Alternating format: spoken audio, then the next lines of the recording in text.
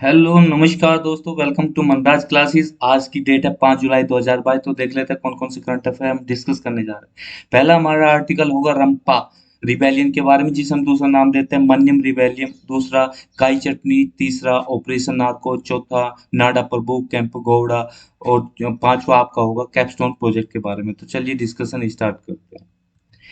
ठीक है, रंपा रिबेलियन के बारे में थोड़ा पढ़ लेते हैं। देखिए पीएम मोदी ने क्या लॉन्च किया, एक ईयर लॉन्ग सेलिब्रेशन लॉन्च किया कि पूरे साल के लिए सेलिब्रेशन होगा, यानी कि इस चीज को पूरे साल सेलिब्रेट किया जाएगा कि 125वां बर्थ एनिवर्सरी आ रही है किसकी, अलूरी सीतारामा राजू की। अलूरी सीतारामा राजू ये एक तरह से ट्राइबल हीरो थे जिन्होंने अंग्रेजों के खिलाफ लड़ाई लड़ी। ठीक है, तो अब इनकी 125वीं बर्थ एनिवर्सरी को पूरे साल तक सेलिब्रेट किया जाएगा। और उसमें क्या किया जाएगा, इसमें बताया जाएगा कि जो हमारी यंग जनरेशन है उनको अवेयर किया जाएगा, परिचित किया जाएगा कि जो इन्होंने हीरोइज्म दिखाया था अंग्रेजों के खिलाफ जो लड़ाई लड़ी थी उसके बारे में इन्हें बताया जाएगा, कितने सेक्रीफाइस उन्होंने किए और कैसे उन्होंने ट्राइबल कम्युनिटी के लिए अंग्रेजों के खिलाफ लड़ाई लड़ी। ठीक है, तो इसके बारे में ये बताया, तो इसलिए बोला गया ईयर लॉन्ग सेलिब्रेशन कि पूरे साल इस चीज को, जैसे कि हमारा आजादी का अमृत महोत्सव चल रहा है तो काफी टाइम से वो चल रहा है, तो पूरे साल में कुछ स्कीम्स लॉन्च की जा रही है जिससे हम आजादी का एक तरह से जो अमृत है उसका पान कर रहे हैं, उसको महसूस कर रहे हैं कि हमने क्या क्या पा लिया है, क्या क्या अचीवमेंट किया है। ठीक है, अभी अगर हम बात करें 100 साल पहले की, अगर हम बात करें 100 साल पहले अगस्त 1922 में क्या हुआ था, रंपा रिबेलियन हुआ था। रंपा रिबेलियन को हमने पहले भी डिस्कस किया, मन्नम मन्यम रिबेलियन भी बोला जाता है, जो कि जंगल में आपकी गोदावरी जो एजेंसी है कहाँ पे है, मद्रास प्रेसिडेंसी में। मद्रास प्रेसिडेंसी क्या है, जो कि पहले ब्रिटिश टाइम में किसके, मद्रास प्रेसिडेंसी के नाम से थी, मगर आज का एरिया कौन सा है, आंध्र प्रदेश, तमिलनाडु, केरला और कुछ का तेलंगाना और कुछ पार्ट कर्नाटका का, ये आपका मद्रास प्रेसिडेंसी मिलके बनता था। ठीक है, उस टाइम पर अगस्त 922 में ये रंपा रिबेलियन या मन्यम रिबेलियन स्टार्ट हुआ था। ठीक है, आगे बढ़ते हैं, अब रंपा रिबेलियन के बारे में थोड़ा डिस्कस कर लेते हैं। 1922 में स्टार्ट हुआ, इसे मन्यम रिबेलियन भी बोलते थे। ये ट्राइबल अपराइजिंग थी क्योंकि ट्राइबल्स के द्वारा ये स्टार्ट किया गया था। जो ट्राइबल थे वो कौन लीड कर रहे थे, अलूरी सीतारामा राजू, जिनका जन्म 1897 में हुआ, जिनकी मृत्यु 1924 में हुई। ठीक है, तो 1897 में इनका जन्म हुआ था। ठीक है, अब ये गोदावरी एजेंसी में, ठीक है, जो वहां पे जगह है उसमें ये इन्होंने इस चीज को लड़ा। ठीक है, इन्हें दूसरे नाम से बुलाया जाता है जिसे मन्यम वीरुडु बोलते थे। मन्यम वीरुडु का मतलब है कि हीरो जंगल, यानी कि जंगल का आपका हीरो। ठीक है, उस तरह से ये लोकल विलेजेस जो थे उनको उनके द्वारा इस नाम से इनको बुलाया जाता, अलूरी सीताराम राजू को इसके नाम से बुलाया जाता था। ठीक है, क्योंकि इन्होंने बहुत सारे साहसिक कार्य किए थे, उनके बेसिस पे इसको ये नाम दिया गया। ठीक है, यहाँ पे इनका ये एक तरह से पिक्चर पोर्ट्रेट की गई है। और दूसरा, अगर जो इनकी एक तरह से जो अभी मूवी बनी है जिसका नाम है RRR। ठीक है, तो RRR में इनका जो चित्रण किया गया है, जो इनके चरित्र को निभाया किनके द्वारा दिखाया गया, जो साउथ के सुपरस्टार है आपके रामचरण जी, तो उन्होंने इनके चरित्र को, कैरेक्टर को प्ले किया है। ठीक है, आगे बढ़ते हैं। ये अगर इनका ये बात करें कि रंपा रिबेलियन कब स्टार्ट हुआ, तो 1922 में स्टार्ट हुआ। और ये कब खत्म हुआ, मई 1924 में। मई 1924 में कैसे खत्म हुआ कि जो ये अलूरी सीतारामा राजू जी थे, इनको बंधक बना लिया गया था, पेड़ से बांध के इन्हें शूट कर दिया गया था। तो इनकी मृत्यु के साथ ही जो है आपका ये रंपा रिबेलियन था वो खत्म हो गया। ठीक है, सीतारामा राजू जो थे गांधी जी के नॉन कॉपरेशन मूवमेंट से काफी प्रभावित थे, तो इसलिए इन्होंने इस चीज से इंस्पायर होकर ट्राइबल्स को भी प्रेरित किया कि आप, जो आपको अपना जस्टिस लेना है, अगर न्याय मांगना है तो जो लोकल पंचायत कोर्ट्स है उनसे मांगे, ना कि कॉलोनियल जो कोर्ट्स है उनके पास जाए। तो इसलिए उन्होंने कॉलोनियल कोर्ट का बॉयकॉट करने को बोला। ठीक है, अगर इनके रीजंस की बात करें, क्या क्या रीजन रहे इस रिबेलियन के, देखो फोर्स लेबर, कि जो वहां पे ट्राइबल्स थे उनको जबरदस्ती लेबर, जो फोर्सफुली लेबर करने के लिए धकेला जाता था, उनको लेबर क्लास के लिए प्रेरित किया जाता था। और इन पे बैन लगाया गया। बैन क्यों, मतलब बैन के जो माइनर फॉरेस्ट प्रोड्यूस थे जिनके ऊपर उनकी आजीविका पूरा जीवन चलता था, वो आपके जंगल में जहाँ पे रहते, क्योंकि ट्राइबल्स तो जंगल में रहते थे, तो वहाँ पे जो माइनर फॉरेस्ट प्रोड्यूस होते थे, जैसे फूल पत्ती कंदमूल फ्रूट्स, उनको ही चुगते थे, उनको ही कलेक्ट करते थे और खाते थे, उनसे ही अपनी जिंदगी चलाते थे। तो उन पे क्या कलेक्शन पे उन्होंने बैन लगा दिया। तो इस चक्कर में इनके अंदर काफी काफ़ी नाराज़गी आई जो ट्राइबल्स थे, तो एक ये भी रीज़न रहा। दूसरा, जो ट्राइबल एग्रीकल्चर प्रैक्टिसेस जैसे झूम कल्टीवेशन होता है नॉर्थ ईस्ट में होती है, और आपकी पोडू कल्टीवेशन होती है। पोडू कल्टीवेशन या पोडू सिस्टम होता है। पोडू सिस्टम में यही होता है कि आपका एक जगह को साफ किया जाता है, वहाँ की जो खरपतवार है और वेस्टेज है उसको साफ किया जाता है, फिर वहाँ पे आग लगा दी जाती है। आग लगा कर कुछ टाइम बाद वो जब जमीन उपजाऊ हो जाती है, यानी कि वो कुछ बोने के लिए, बीज बोने के लिए तैयार हो जाती है, तो वहाँ पे खेती की जाती है, एग्रीकल्चर की जाती है, सीडिंग की जाती है। तो इस कल्टीवेशन को बोलते हैं आपका पोडू सिस्टम या आपका एग्रीकल्चर प्रैक्टिस ये बोला जाता था। ठीक है, आपका जो झूम कल्टीवेशन इसको बोलते हैं। तो जनरली हिल स्लोप्स में की जाती थी। हिल स्लोप इस तरह की, तो हिल स्लोप्स में आपको एक कल्टीवेशन देखने को मिलेगी। South India, north east area में ये ज़्यादा देखने को मिलती है। ठीक है, तो ये किसके द्वारा की जाती थी? जो कोयास ट्राइब्स थी वहाँ के एरिया में, तो उनके द्वारा की जाती थी, मगर इन पे सबसे ज़्यादा अत्याचार किए गए, यानी बहुत ज़्यादा डिस्टेंस में आ गई। जो सीतारामा राजू थे, हालांकि ये किसी भी ट्राइबल कम्युनिटी से बिलोंग नहीं करते थे, मगर ये ट्राइबल कम्युनिटी के हित के लिए खड़े हुए, और उनके ऊपर जो रेस्ट्रिक्शन लगाई गई थी ब्रिटिश कोलियन एडमिनिस्ट्रेशन ने, उनके खिलाफ ये खड़े हुए, तो उनके खिलाफ इन्होंने एक मुखर आवाज बन के ये एक तरह से पूरा रिबेलियन इन्होंने स्टार्ट किया। आगे बढ़ते इसके बैकग्राउंड के बारे में थोड़ा जान लेते हैं। जो रंपा एडमिनिस्ट्रेटिव एरिया था वो लगभग 1800 स्क्वायर किलोमीटर का एरिया था, और यहाँ पे ज़्यादातर मोस्टली ट्राइबल पॉपुलेशन रहती थी। और कितनी ट्राइबल पॉपुलेशन थी? लगभग 28,000 ट्राइबल पॉपुलेशन थी। तो इन ट्राइबल पॉपुलेशन पे ज़्यादा अत्याचार किया जा रहा था। जो इनके ट्रेडिशनली जो ये आपकी फूड रिक्वायरमेंट होती थी, वो कहाँ से कलेक्ट करते थे, अपनी फुलफिल करते थे पोडो सिस्टम से कल्टीवेशन करके, वहाँ से आपका फुलफिल करते थे अपने फूड जो रिक्वायरमेंट होती थी। मगर उस पर इन्होंने बैन लगा दिया। क्यों बैन लगाया? क्योंकि वहाँ पे जो ये इन्होंने ब्रिटिश जो सिस्टम था, उन्होंने ये बोला, ब्रिटिश राज ने बोला कि यहाँ पे ज़्यादा ये ऐसे एरिया है जहाँ पे मलेरिया और आपका फीवर वाली बीमारियाँ ज़्यादा प्रचलित है, तो यहाँ के सिस्टम के और ये एरिया को साफ करा जाए। साफ करके उन्होंने रेलवे लाइन्स बिछाई। रेलवे लाइन्स बिछा के यहाँ से आपका आयात निर्यात करना इन्होंने शुरू कर दिया, कि यहाँ से जो यहाँ का आपका एकदम फाइन मटेरियल होता था उसको एक्सपोर्ट करते थे, और जो यूके का आपका रॉ मटेरियल होता था उसको यहाँ पे इंपोर्ट करते थे।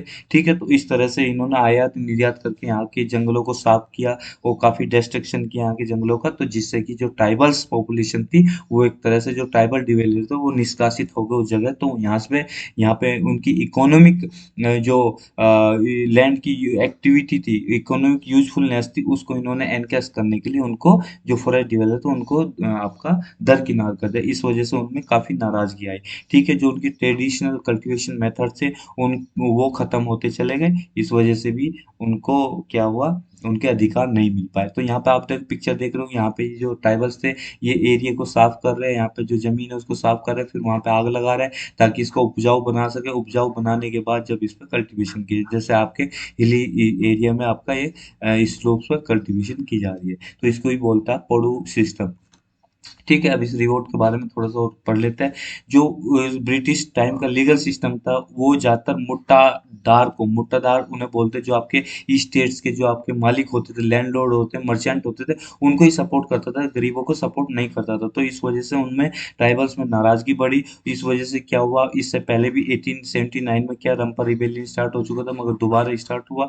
तो इन्होंने क्या किया, इन्होंने ऑब्जेक्ट किया, जो आपका ब्रिटिश लॉज थे उनका ऑब्जेक्शन किया, यानी कि उनका विरोध किया। इस विरोध के चलते क्या हुआ कि इनमें और ज़्यादा नाराज़गी बढ़ती गई। तो फिर क्या हुआ, उन्होंने ये एक तरह से फोर्स लेबर जो आपका सिस्टम होता है, कि अंग्रेजों ने उनको ज़बरदस्ती के रोड के कंस्ट्रक्शन के काम में धकेल दिया, एज ए फोर्स लेबर उनको यूज करने लगे। तो इस ये कुछ कारण रहे जिनसे उनकी नाराज़गी बढ़ी, और ये रंपा रिबेलियन या मनियम रिबेलियन स्टार्ट हुआ। ठीक है, अब इसका कोर्स क्या था, टाइमिंग क्या थी, कि जो सीतारामा राजू थे, अल्लूरी सीतारामा राजू, उन्होंने लगभग 500 ट्राइबल्स को इकट्ठे करके जो आपका पुलिस स्टेशन था, जैसे कि पुलिस स्टेशन का नाम एक चिंतापल्ली पुलिस स्टेशन था, कृष्णा देवी पेटा पुलिस स्टेशन, राजा वोमंगी पुलिस स्टेशन, जो कि आपका आंध्र प्रदेश में है। ठीक है, वहाँ पे इन्होंने अटैक कर दिया, और वहाँ से क्या किया, लगभग 26 राइफल्स चुरा ली, और उसमें से 2,500 लगभग आपकी बुलेट्स को उन्होंने चुरा लिया। जो राइफल्स की बुलेट होते हैं, एम्यूनेशन बोलते हैं, उसको चुरा लिया।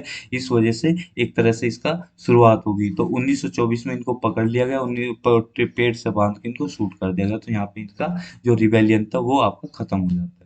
ठीक है, ये यहाँ पे क्वेश्चन भी पूछा गया था, सन 2020 में क्वेश्चन आया था। वो क्वेश्चन था, with reference to the history of the India Ulgulan और the great tumult the description of which of the following events. ठीक है, is the description which of the following event. तो इसमें यहाँ पे आपकी 4 रिवोल्ट है। Revolt of 1857, Mappila rebellion of 1921, indigo revolt of 1859 to 60 और Birsa Munda revolt of 1899 to 1900। तो इसमें बताना था कि उलगुलन रिवोल्ट और या ग्रेट टुमल्ट रिवोल्ट किस कौन से उससे रिलेटेड है। तो ये आपका ऑप्शन डी है, बिरसा मुंडा रिवोल्ट से रिलेटेड है। आपने हिस्ट्री में पढ़ी रखा होगा। तो आगे बढ़ते हैं। अब अगला है काई चटनी के बाद। चटनी आप जानते हो, सॉस जो हम चटनी बनाते हैं पुदीने की, नमक मिर्च डाल के उसमें चटनी बनाते हैं सॉस टमाटर की, वही है। अब जो यहाँ पे काई, काई से मतलब यहाँ पे आंट से एंट से नाम, एंट मतलब चींटी, जो आपकी चींटी हो, रेड एंड चींटी होती है, तो उससे है कि उनकी चटनी बनाई जाती है। ये कहाँ पे बनाई जाती है? उड़ीसा में बनाई जाती है। तो अभी क्या हुआ कि इसलिए न्यूज में आया, जो उड़ीसा के साइंटिस्ट है उन्होंने क्या किया है, इसको जो ये चटनी होती है, जो रेड एंड की चटनी बनाई जाती है, यहाँ पे देखिए रेड एंड को मार के सुखाया जाता है। सुखाने के बाद उसको आपके मिर्च में और थोड़ी सी पीपा, थोड़ा अदरक और प्याज डाल के, नमक डाल के जो उसको कूट लिया जाता है, ग्राइंड कर दिया जाता है, तो उसकी जो चटनी बनती है बहुत टेस्टी बनती है। ऐसा माना जाता है, ऐसा बताया जाता है, जो वहाँ की ट्राइबल पॉपुलेशन है वो इसको खाती है। ठीक है। तो ये बोला गया है कि वहाँ की यूनिक फीचर है वहाँ का जो चटनी का। तो इसको जीआई रजिस्ट्री प्रोवाइड करने की कोशिश की जा रही है वहाँ के साइंटिस्टों के द्वारा। तो जिसको हम काई चटनी बोल रहे हैं, अगर जीआई रजिस्ट्रेशन इसका हो जाता है, तो जीआई यानी कि ज्योग्राफिकल इंडिकेशंस का टैग इसको अगर मिल जाता है, तो इस चटनी को स्पेसिफिक एक तरह से पहचान मिलेगी, वहाँ के लोकल प्रोडक्ट्स की तरह वो एक वैल्यू बनेगी, इसकी रेपुटेशन बनेगी और एक लोकल बिजनेस को बहुत ज़्यादा इम्पोर्टेंस मिलेगा।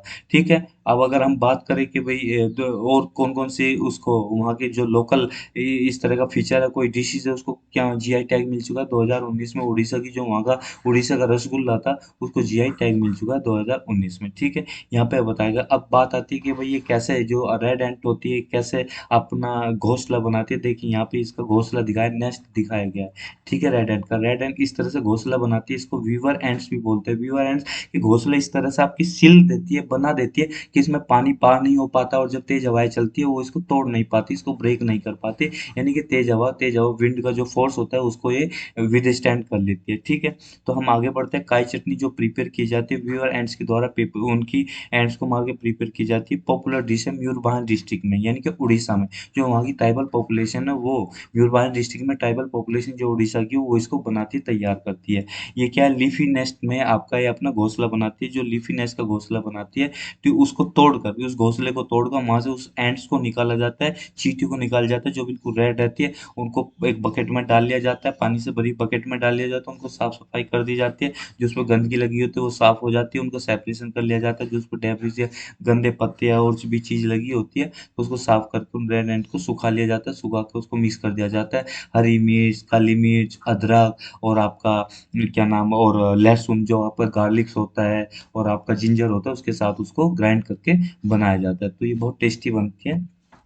अब इसके सिग्निफिकेंस की बात कर ले। इसका सिग्निफिकेंस देखो, मेडिसिनल सिग्निफिकेंस ये होता है, जो आपका कोल्ड होता है, कफ होती है, फ्लू होता है, और आपका जो ये सब चीज़ों में इसको काफ़ी आरामदायक माना जाता है, और आपकी भूख को भी बढ़ाता है, और जो आँखों की रोशनी है उसको भी आपकी ये तेज करता है, यानी कि बढ़ाता है, सुरक्षित रखता है। ठीक है। इसके मेडिसिनल इफेक्ट भी ये है कि इसका मेडिसिनल ऑयल भी बनाया जाता है। और जो आपका रूमेटिज्म होता है, गाउट होता है, रूमेटिज्म गाउट मतलब जो आपके जॉइंट्स होते हैं और लिगामेंट्स पेन होता है, जो आपके नीज में जॉइंट पेन होने लगता है, फिंगर्स के जॉइंट पेन होता है, उसको रोमेटिज्म गोट बोलते हैं। तो उसमें काफी आरामदायक होता है। रिंग वर्म आता है, आपका फीता कर्मी, जो आपको बच्चों को कीड़े हो जाते हैं, ये स्किन डिसीज हो जाती है, उसमें काफी आराम ये पहुंचाता है। इसका मेडिसिनल यूज ये है कि जो इसका एंड्स का मेडिसिनल ऑयल होता है उसमें आराम पहुंचाता है। ये एक तरह से ट्राइबल्स जो पॉपुलेशन है उसके लिए पनाश बोला गया है। पनाश या बोल रहे पनास बोले, अगर बोल दो पनाश उसे कहते हैं, जैसे रामबाण, यानी कि उनके रामबाण की तरह काम करता है। यानी सभी बीमारियों में इसका काफी यूज किया जाता है वहाँ पे लार्ज स्केल पे। इसको सेवरी फूड भी बोला है। सेवरी फूड जो खट्टा होता है खाने में, क्योंकि इसमें सोर होता है, ये खट्टा होता है, क्योंकि एंड्स के अंदर आपके एंड्स क्या होते हैं, इसको फोर्मिका भी बोला जाता है। फोर्मिका मतलब फोर्मिका, एंड्स को लेटिन लैंग्वेज में फोर्मिका बोलते हैं। फोर्मिका मतलब होता है कि जो फोर्मिका से मतलब फोर्मिक एसिड बनता है। फोर्मिक एसिड खट्टा होता है।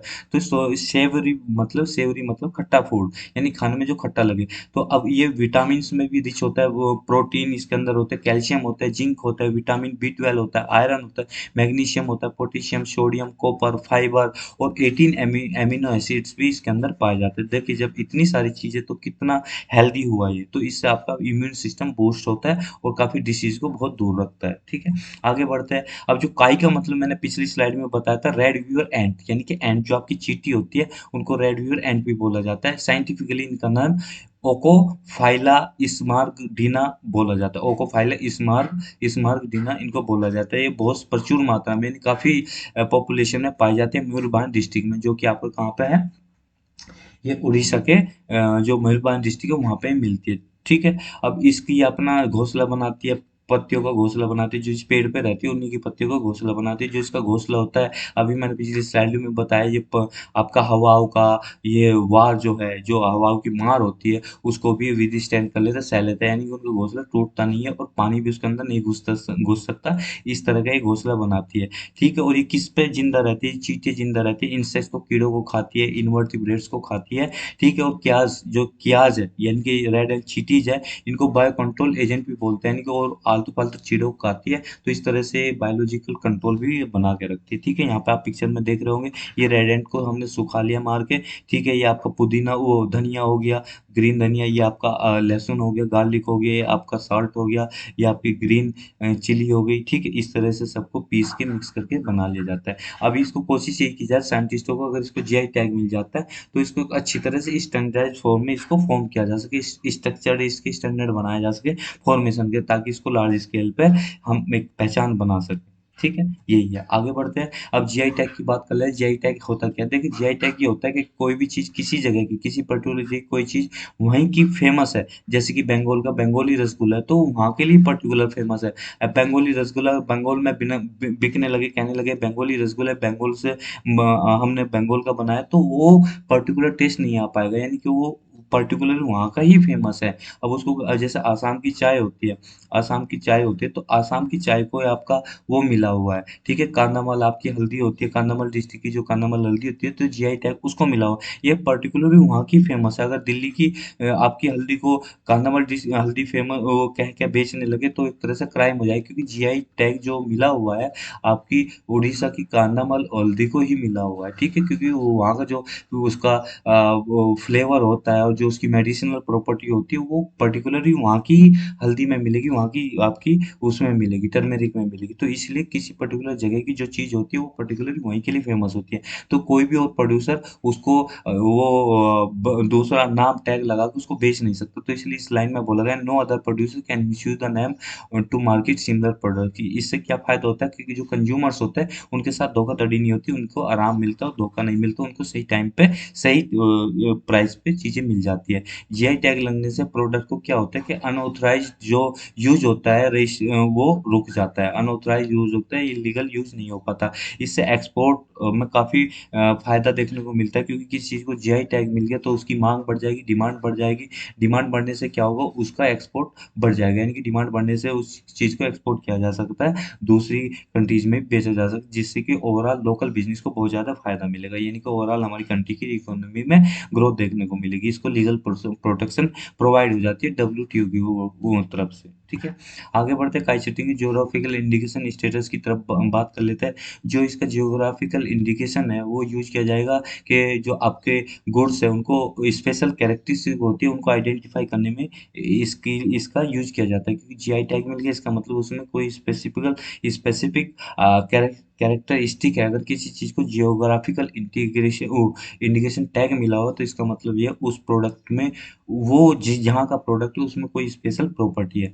तो ये जो geographical indications of goods registration and protection act 1999 है, ये इसको क्या करता है? रजिस्ट्रेशन प्रोवाइड करता है, जिससे कि उनका बेटर प्रोडक्शन हो सके उस गुड्स का, ठीक है। इसको किससे एडमिनिस्ट्रेटेड किया जाता है? एडमिनिस्ट्रेशन इसका किया जाता है कंट्रोलर जनरल ऑफ पेटेंट और डिजाइन्स एंड ट्रेडमार्क्स के द्वारा इसको एंटर किया, जो किसके अंडर आती है?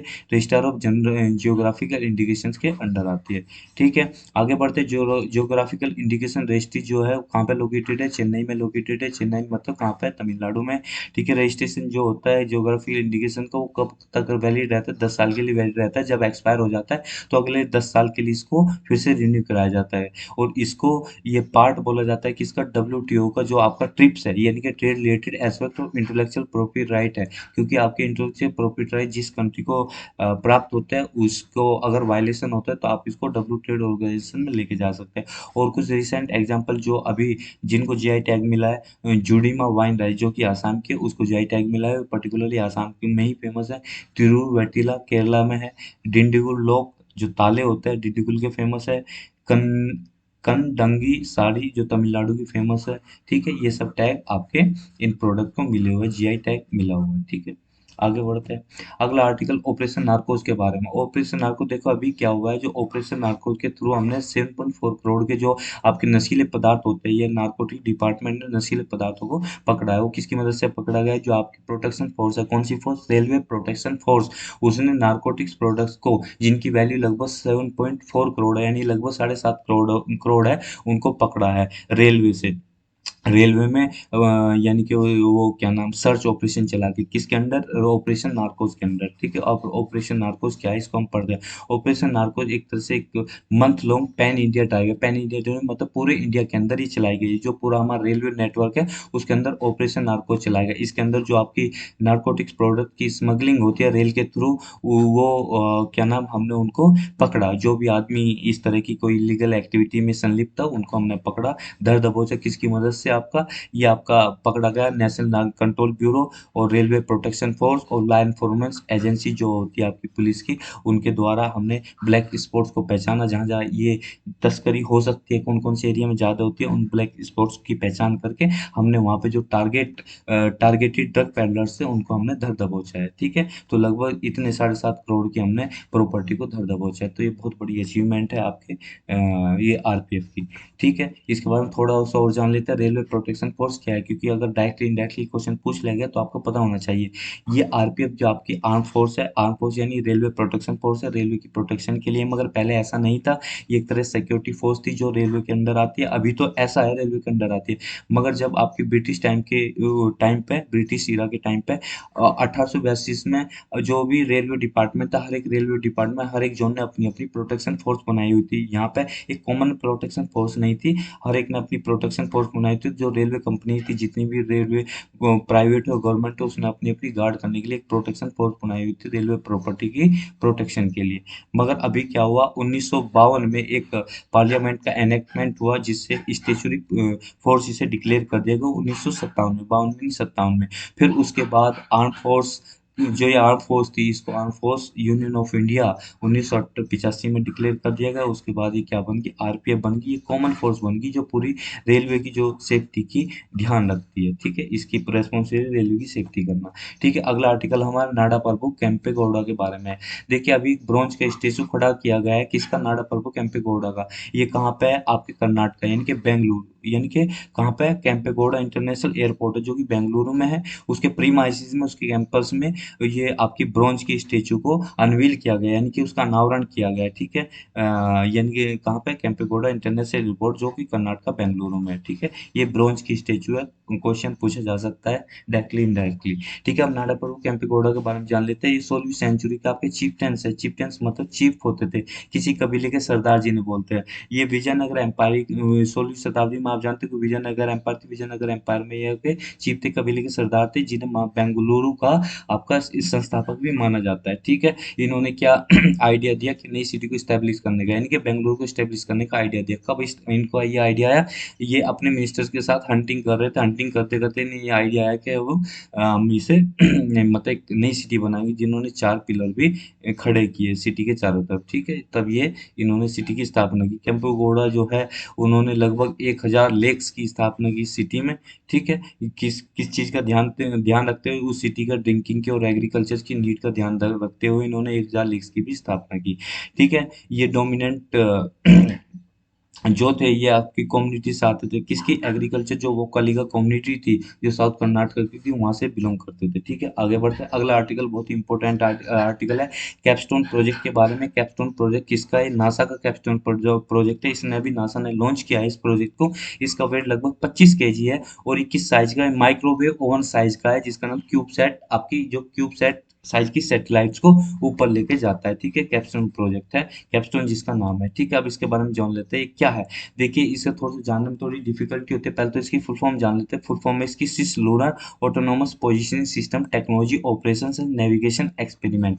ठीक है, थोड़ा सा नाम लंबा है। सिस का मतलब है एक साइड, और ट्रांस का मतलब होता है बोथ साइड, यानी कि ऑपोजिट साइड। मान लो कोई ये चीज है, ये दीवार है, इसके ए इस साइड हो गया, बी इस साइड हो गया।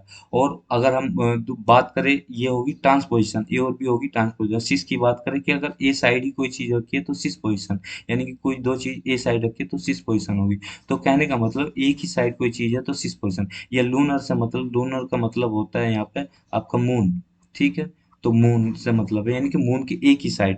ऑटोनोमस पोजिशनिंग सिस्टम, यानी कि किसी चीज को हम पोजीशन कर रहे हैं ऐसी टेक्नोलॉजी यूज करके, और उसके ऑपरेशन को चलाने के लिए। और वहाँ का जो, जिस ऑर्बिट में ये आपका रोटेट करेगा, उसको ये वहाँ के सिस्टम को और वहाँ के एनवायरनमेंट को ये क्या करेगा, नेविगेट करेगा, और ताकि ये एक्सपेरिमेंट कर सके बाकी चीज़ों पर, जो सोलर, पूरा सोलर सिस्टम है, वो जो फारटेस्ट पॉइंट से उनको ऑब्जर्व कर सके। तो इसको डिजाइन किया टेस्ट करने के लिए। क्या? जो जिस इलेप्टिकल ऑर्बिट में रोटेट करेगा, यानी कि मूव करेगा, राउंड लगाएगा, उस इलेप्टिकल ऑर्बिट को टेस्ट करने के लिए इसको डिजाइन किया गया है। ठीक है, यही इसमें बोला गया है। ठीक है, दूसरा पॉइंट और भी इंपॉर्टेंट है। It aims to help reduce risk for future spacecraft. देखिए, फ्यूचर में हमारे कुछ और स्पेसक्राफ्ट भेजे जाएंगे। कई बार ऐसा होता है कि आप स्पेसक्राफ्ट भेजते हो और जिस ऑर्बिट में वो आपका स्पेसक्राफ्ट रोटेट कर रहा है, यानी कि राउंड लगा रहा है, तो उस ऑर्बिट में ऐसी डायनेमिक्स क्रिएट होती है टाइम के अकॉर्डिंग, कुछ महीने बाद या कुछ साल बाद, को वो उसकी जो एनर्जी आपने मतलब 15 साल के लिए भेजा,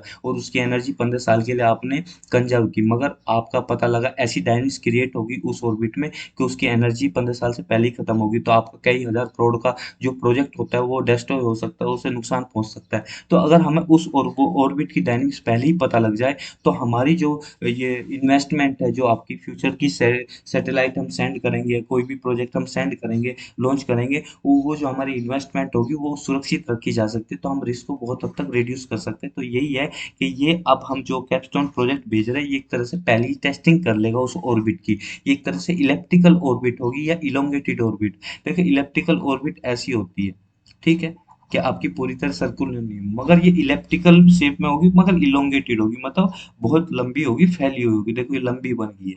ठीक है, एक तो इलेप्टिकल ऑर्बिट ऐसी होगी आपकी, एक इलेप्टिकल इलेप्टिकल ऑर्बिट ऐसी होगी, मगर इलोंगेटेड इलेप्टिकल ऑर्बिट कैसी होगी? ऐसी होगी, यानी बहुत लंबी होगी। इलोंगेटेड मतलब काफी लंबी।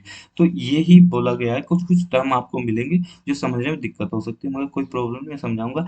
तो यहाँ पे क्या करेगा, वैलिडेट कर देगा वो जो आपकी टेक्नोलॉजीज है, जो आपकी हम टेक्नोलॉजी, इनोवेटिव टेक्नोलॉजी लगाएंगे नेविगेट करने के लिए फ्यूचर में, उनको पहले से ही वैलिडेट कर देगा कि हाँ, ये टेक्नोलॉजी उस पाथ पे जाकर, ये उस जो आपकी इलेप्टिकल ऑर्बिट है उस पर आपका ये काम करेगी अच्छी तरह। एक तरह से वेरीफाई करेगा उस डायनेमिक्स को, कि डायनेमिक्स जो आपकी वहाँ पे है, क्योंकि बहुत सारी डायनेमिक्स है ना, ये बहुत सारे फोर्स लगते हैं, बहुत सारी ऐसी फील्ड्स होते हैं जो आपके एक्ट करते हैं उस सैटेलाइट पे। तो वो डायनेमिक्स आपके फ्यूचर जो ये टाइम स्पैन होता है उसको रिड्यूस कर सकती है। तो इसलिए उसको एक तरह से वेरीफाई करेगा कि हाँ, वो डायनेमिक्स हमारी जो फ्यूचर प्रोजेक्ट है उनको यानी कि फिट होती है नहीं होती है। तो देखिए, आपका ये मिशन है कैप्स्टोन मिशन, जो आपका क्यूब सेट है। ठीक है, आगे बढ़ते हैं। अब इसकी लॉन्च के बारे में बात कर लेते हैं। ये किसकी तरफ हेड करेगा? जो आपकी इलेक्ट्रिकल ऑर्बिट है, जो आपका एक, देखो हम फ्यूचर में नासा क्या करेगा, एक गेटवे सैटेलाइट भेजेगा, गेटवे प्रोजेक्ट भेजेगा, जो मून ऑर्बिटिंग आउटपोस्ट होगी, यानी कि जो वहाँ पे इलिप्टिकल ऑर्बिट होगी, उसमें ये as a moon orbiting outpost की तरह काम करेगा। मान लीजिए मून यहाँ पे है, तो ये मून हो गया आपका, ये एक तरह आउटपोस्ट। आउटपोस्ट क्या होता है? आपने सुना होगा कि चौकी, सुना होगा कि पुलिस की चौकी है। तो पुलिस की चौकी क्या करती है? ध्यान रखती है, चारों तरफ ध्यान रखती है। तो एक तरह से आउटपोस्ट की तरह काम करेगा। मून ऑर्बिटिंग आउटपोस्ट, मून को ऑर्बिट करेगा और अर्थ को भी ऑब्जर्व करेगा, और बाकी सारे सोलर सिस्टम को भी ऑब्जर्व करेगा। तो एक तरह से आउटपोस्ट की काम करेगा किस ऑर्बिट में। तो यहाँ पे यही बोला गया कि जो इसकी इंटेंडेड ऑर्बिट होगी फ्यूचर गेटवे की, यानी गेटवे जो हम फ्यूचर में भेजेंगे उसकी इंटेंडेड ऑर्बिट तो यही होगी जो इलिप्टिकल ऑर्बिट होगी, उसमें मून ऑर्बिट आउटपोस्ट की तरह एक काम करेगा। तो उसमें हमें इसका उसमें इसको भेजना है हमें। तो इसकी लॉन्च ऐसे इस तरह से की गई है। नासा का जो आपका गेटवे प्रोजेक्ट है आर्टेमिस मिशन का एक तरह से पार्ट है। जो इसकी ऑर्बिट होगी नियर रेक्टिलिनियर हालो ऑर्बिट होगी। इस वर्ड को ध्यान रखना है, बार बार यूज होगा, नियर रेक्टिलिनियर हालो ऑर्बिट। नियर रेक्टिलिनियर हालो ऑर्बिट कैसी होगी वो मैं आगे डिस्कस करूंगा, फिलहाल आप इस वर्ड को बस याद रखिए, नियर रेक्टिलिनियर हालो ऑर्बिट में ये क्या करेगा आपका राउंड लगाएगा। ठीक है, इसका ये सिग्निफिकेंटली ओ इलोंगेटेड होगी, मैं आपको बता चुका हूँ पहले से। तो ये क्या है आपकी इलिप्टिकल होगी और इलोंगेटेड होगी। इलिप्टिकल तो होगी मगर इलोंगेटेड होगी, मतलब इतनी लंबी होगी, बहुत लंबी होगी। एक तरफ तो मान लीजिए यहाँ पे मून है, एक तरफ तो मान लीजिए जो नॉर्थ पोल के बिल्कुल पास में होगा जो नियरेस्ट पॉइंट है, और एक तरफ नॉर्थ इसका जो साउथ पोल होगा जो सबसे फारदेस्ट होगा उससे, इस तरह से घूमेगी। तो इस तरह से ये बन जाती है आपकी नियर इलोंगेटेड, आपकी नियर इलोंगेटेड रेक्टेंगुलर हालो ऑर्बिट बन जाती है। ठीक है, located the precise balance point. अब ये जो आपकी ऑर्बिट होगी, ऑर्बिट का हर एक पॉइंट इस तरह से बैलेंस पॉइंट कहलाएगा। मान लो जो आपकी ये ऑर्बिट है जिसे हम near N N R H O बोल रहे हैं, इसका हर एक पॉइंट ऐसा पॉइंट होगा, हर एक पॉइंट पे आपका जो है ग्रेविटेशनल फोर्स जो रहेगा वो बैलेंस रहेगा। यानी कि अर्थ का ग्रेविटेशन फोर्स और आपका मून का gravitation force almost balance out हो जाएगा, यानी कि ज्यादा नहीं लगेगा। तो इस तरह से फ्रीली घूमेगी, और फ्रीली घूमेगी तो इससे क्या होगा, जो उसका फ्यूल है वो उसकी भी काफी खपत कम हो जाएगी, और उसको हम लंबे टाइम के लिए वो सर्वाइव कर सकता है वो मिशन। देखो यहाँ पे बोला गया located at the precise balance point in the gravities of the earth and moon system. ठीक है, offers stability for the long term mission like gateway. जो हम गेटवे आगे भेजेंगे ये एक तरह से इसके लॉन्ग टर्म के लिए, लंबे टाइम के लिए मिशन वहाँ पे सस्टेन कर सकता है, स्टेबिलिटी प्रोवाइड करेगा, क्योंकि उस पर कोई फोर्स लगेगा नहीं। जब किसी चीज पर कोई फोर्स लगेगा नहीं, वो फ्रीली रोटेट करते ही उसकी एनर्जी कंज्यूम ही नहीं होगी मूव करने में। ठीक है, इस मिशन की थोड़ी सी डिटेल्स हम जान लेते हैं। इस मिशन की डिटेल ये एंटर करेगा N N R H O में, यानी कि नियरली रेक्टिलिनियर हालो ऑर्बिट में, और जो कि ये आपका फ्लाई करेगा जो नियरेस्ट पॉइंट होगा आपका मून का नॉर्थ पोल का, यानी कि 1600 किलोमीटर, और जो आपका फार्थेस्ट पॉइंट होगा जो साउथ पोल होगा मून का मान लीजिए ये नियरेस्ट पॉइंट है, ये 1600 किलोमीटर हो गया, और ये आपका 70,000 किलोमीटर हो गया। तो इस तरह से ये रोटेट करेगा मून के चारों तरफ। ठीक है, तो इस तरह से आपकी वो बनेगी। तो ये जो आपका प्लेन होगा, जैसे कि मान लीजिए ये अर्थ होगी आपकी, ये मून हो गया, तो ये आपका हॉरिजॉन्टल मान लो प्लेन ये बन गया। हॉरिजॉन्टल प्लेन ये आपका मून हो गया और ये आपका अर्थ हो गया। तो हॉरिजॉन्टल प्लेन के ऐसे रोटेट करेगा, वर्टिकली ये रोटेट करेगा। ठीक है, वर्टिकली मूव करेगा। और ये कौन कौन से पॉइंट पे मूव करेगा, लैग्रांजिस पॉइंट पे मूव करेगा। लैग्रांजिस पॉइंट वो पॉइंट्स होते हैं जहाँ पे आपका अर्थ का ग्रेविटेशन फोर्स और मून का ग्रेविटेशन फोर्स बैलेंस आउट करता है, यानी कि वहाँ पे नील हो जाता है। ठीक है, और इसकी जो टाइम पीरियड होगा आपका पूरा टाइम पीरियड होगा 6.5 दिन का होगा, यानी कि एक साइकिल को 6.5 दिन में कंप्लीट करेगा। जो आपका ये मिशन भेज रहे हैं कैपस्टोन मिशन का 6.5 दिन में मूव करता रहेगा, और इसका जो टाइम पीरियड बढ़ता जाएगा, क्योंकि उसमें जो डायनेमिक्स को स्टडी करना है आप, क्योंकि डायनेमिक्स तो उसकी फिक्स नहीं रहेगी, डायनेमिक्स तो रोज चेंज होगी। तो इसलिए इसका, क्योंकि उस पर फोर्स भी लगने स्टार्ट हो गए, तो इसका टाइम पीरियड बढ़ता चला जाएगा। आगे बढ़ते हैं, अब इसकी ऑर्बिट के बारे में डिस्कस कर लेते हैं। जो ऑर्बिट होगी, अब जैसे इसको ऑर्बिट को बोला गया एक तरह से, जो हालो फैमिलीज की जो ऑर्बिट है उसका एक सबसेट बोला गया एन आर एच ओज को। ये मून अर्थ सिस्टम की ऑर्बिट है। ठीक है, ये close passes of moon near to stable behaviour, यानी कि मैं पहले डिस्कस कर चुका हूँ। देखिए, इसकी लैंग्वेज से ज़्यादा इफेक्टेड मत होना, इन लैंग्वेज में कंफ्यूज मत होना। इसमें यही बोला गया है कि मून के जो क्लोज पासेज होंगे, जो सबसे क्लोज पासेज होंगे वहां से गुजरेगा, और क्योंकि उसे स्टेबल बिहेवियर को फॉलो करना है, स्टेबल पाथ को फॉलो करना है, जहाँ पे आपका वो ग्रेविटेशन फोर्स जीरो हो रहा हो या ऑलमोस्ट बहुत कम हो, क्योंकि तभी तो इसके ऊपर ये स्टेबल रहेगा, वरना स्टेबल नहीं रहेगा ना। तो इसलिए आपका highly inclined orbit around the moon हो जाती है, क्योंकि मून की तरफ ज्यादा इंक्लाइंड रहेगा। मैं बता चुका हूँ ये मून हो गया आपका, और ये मून की तरफ ज्यादा इंक्लाइंड रहेगा, क्योंकि अर्थ की तरफ, अब देखो अर्थ यहाँ पे है, मून यहाँ, तो मून की तरफ ज्यादा इंक्लाइंड है। अर्थ की तरफ इंक्लाइंड होता तो ये अर्थ की तरफ जाता ना, थोड़ा सा ऐसे घूमता, यानी कि अर्थ के पास से भी होके गुजर जाता, मगर अर्थ के पास हो गया नहीं गुजर रहा है, मून की साइड से होके गुजर रहा है। सिस लूनर का मतलब जो मैं बता दूं, on this side of the moon, यानी कि moon on the side of the moon, this side नहीं, मून की साइड, यानी कि मून की साइड ज्यादा रहेगा, यानी कि सिस, सेम साइड, ट्रांस मतलब डिफरेंट साइड। और इसका यही सब बोला गया है इसमें। जो आपकी सिस लूनर स्पेस इंक्लूड्स, यानी कि लियो, मियो, जियो। लियो मतलब लोअर अर्थ ऑर्बिट, मियो मतलब मीडियल अर्थ ऑर्बिट, और जियो मतलब जियो सिंक्रोनस अर्थ ऑर्बिट। उनसे इस पे नजर रखी जाती है, आपकी लूनर अर्थ ऑर्बिट, NRHO पे, इन पे सब पे नजर रखी जा सकती है, और ये पूरे सोलर सिस्टम को ऊपर से। अब देखिए यहाँ पे फिगर से आपको समझ में आ जाएगा। देखिए आपका लैग्रांज पॉइंट वन साउथ का, लैग्रांज पॉइंट टू साउथ का, ऐसे ही नॉर्थ में Lagrange point one, Lagrange point two. देखिए यहाँ से मान लीजिए ये आपका 1600 किलोमीटर हो गया, और ये आपका 70,000 किलोमीटर हो गया। ठीक है। ऐसे ही यहाँ पे आपका ये 70,000 किलोमीटर हो गया।